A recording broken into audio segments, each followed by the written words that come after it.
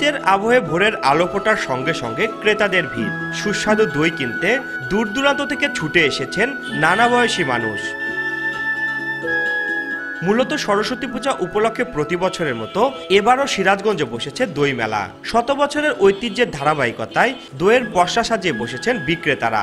মেলা উপলক্ষে আগের দিন রাতে জেলার বেলকুচি, রাজাপুর, এনায়েতপুর, শাহজাদপুর সহ বগুড়ার শেরপুর এলাকা থেকে আসে দই। অঞ্চল ভেদে রয়েছে নানা রকম নাম। পাওয়া যাচ্ছে ক্ষীরখাসা, খিরসা, শাহী দই, চিনিপাতা দই ও টক দই। প্রকারভেদে বিক্রি হচ্ছে 180 টাকা থেকে 600 টাকা। এখানে ক্ষীরখাসা, খাসা বা খিরসা বিক্রি করা হয়। মানে এটা খুব মানসম্পন্ন দই। আমরা বহুদিন হলো আসি, বিক্রি ভালো হয়। এই মেলাকে কেন্দ্র করে একটা উৎসবমুখর পরিবেশ সৃষ্টি হচ্ছে। এটা মূলত মেলা প্লাস পাশাপাশি আমাদের একটা মিলন মেলা। ইনাতপুর কেজির মধ্যে আসছি, আমি প্রতি বছরে আসি। আমি নিয়ে আসছি ক্ষীর খাসার দই, খিরসা, পানিতোয়া দই। তো 100 বছরও পার হয়ে আছে, বাপ দাদা ঠাকুর দাদা করছে, তারপরে আমরা করতেছি, বুঝছে না। এই দই এই সরস্বতী উপলক্ষে দই নিয়ে আসছি। তা আমিও তো 40 বছর ধরে এই ব্যবসা করতেছি, 40 বছর ধরে।